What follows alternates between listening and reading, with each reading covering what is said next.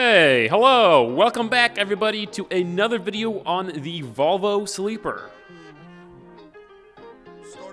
In the last video, we made a quiet-ish exhaust for this thing, so it's a little bit stealthier. In this video, we're gonna finish that process by installing an electric cutout, so we can change the volume of the exhaust. We can have the cutout closed and it be quiet, or we can open the cutout and it be loud and make cool noises. So without any further ado, let's get started. So we have our electric cutout, which is this nice electric cutout. Then we have our flanges for the cutout. Then we have the pipe that we're gonna weld the flanges to and weld the pipe to the downpipe. Then we got bolts to bolt the cutout to the flange. And then we have an electronic wireless controller to control the whole thing. So I'll be able to open and close the valve with a little key fob on my key. I'm gonna be putting the cutout somewhere like right here, off of the downpipe. It's a nice and easy to reach place. We'll be able to run the wire on the sway bar up to a power, and we'll still be able to remove the downpipe.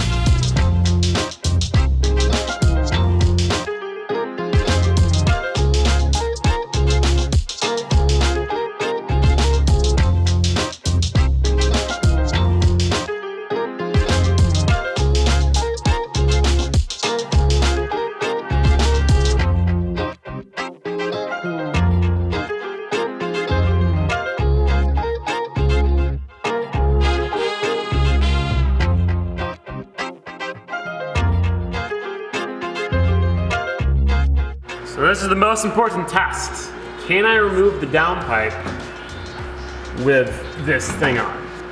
Yes, very easily.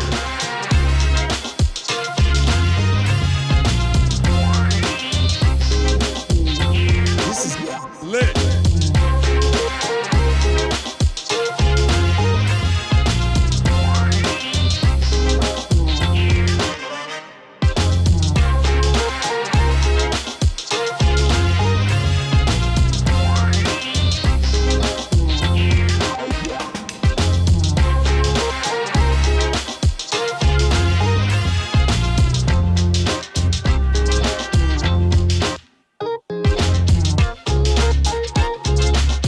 So this part is done. Now that this is done, we have to cut a hole in the downpipe and weld this on the downpipe. That's my least favorite part, cutting stainless with a hole saw.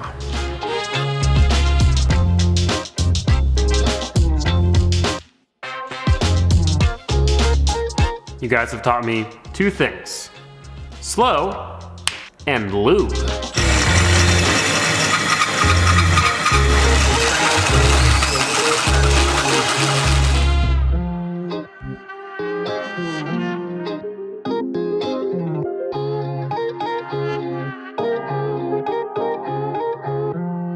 That took me like 2 seconds. That was so easy. Thank you guys.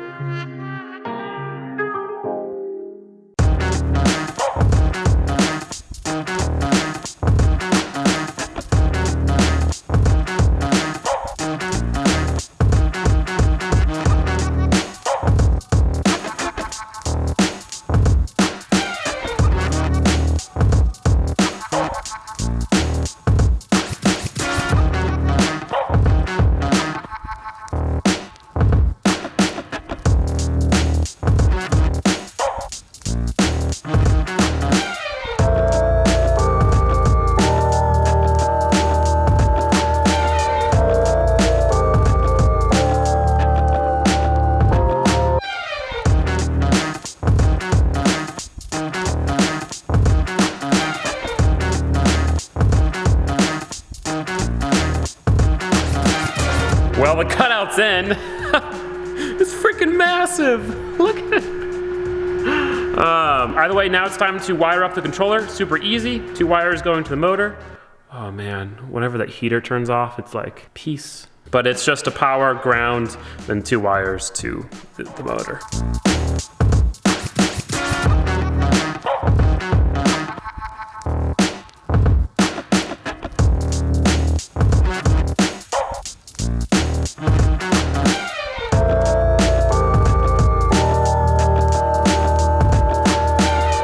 forgot I disconnected the battery. Oh my goodness, that is so hilarious. I'm sitting here like touching the multimeter to the alternator wire, which is constant 12 volt. There's no power. Like what? All right, ladies and gents. That's fucking awesome. That is cool. That's pretty cool.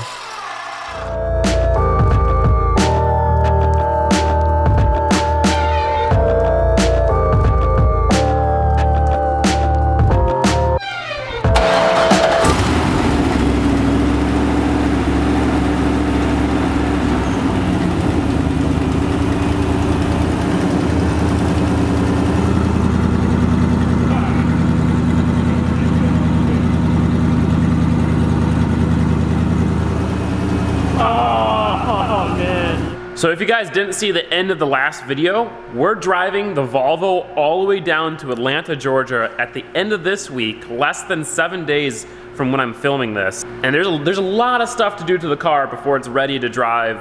It's gonna be like a 3,000 mile road trip. So this is my checklist. I'm gonna add something. That's right, I got drag slicks. No more traction issues for me. Look at these bad boys.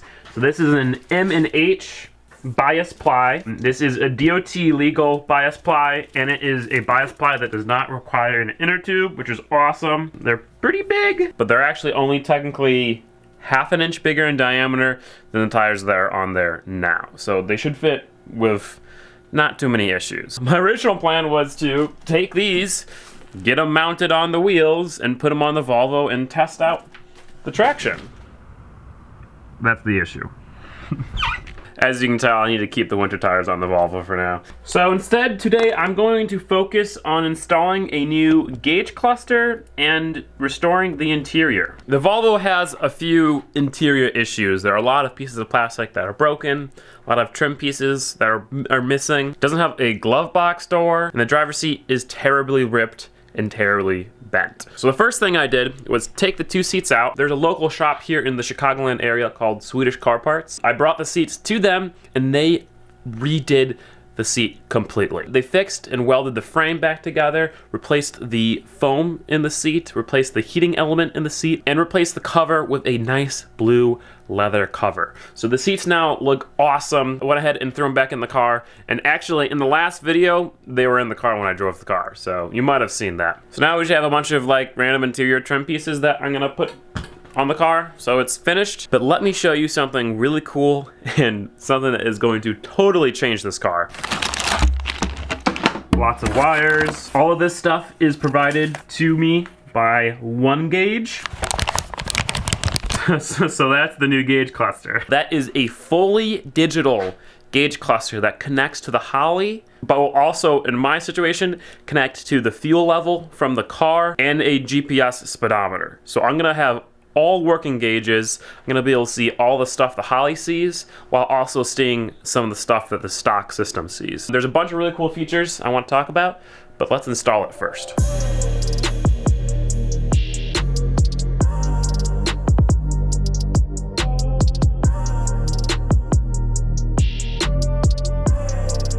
Installing the dash was super easy. It just needed a power, a ground, a wire for the fuel level sensor, and then it plugs straight into the Holley ECU. So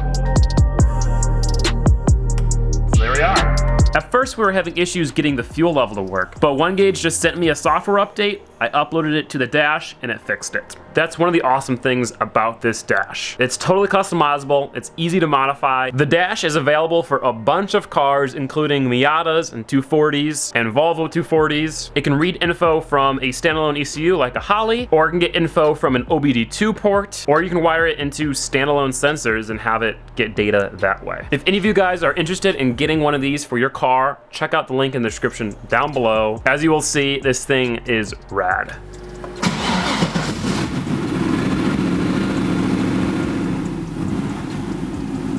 After I got the dash in, I took the car for a nice long cruise. This thing is awesome. It reads everything from the Holley ECU, from AFR to coolant temp to oil pressure, fuel pressure. It has every single sensor readout on it that I could ever hope for. And then the GPS speedo measures the speed of the car now, and I still got the stock fuel level. Now this was the gauge design that I ended up going with. I think it's super 80s, so it fits the theme of the car, and it's blue, so it fits the color of the interior. Freaking awesome.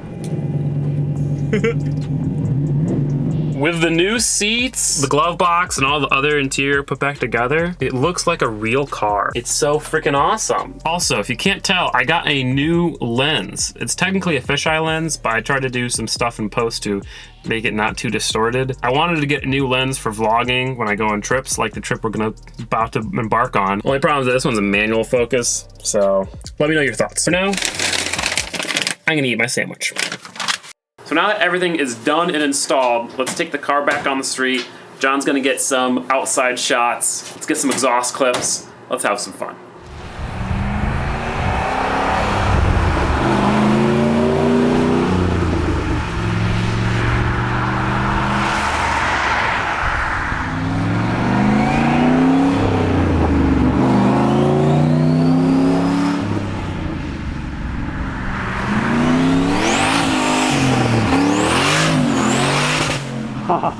Let's go.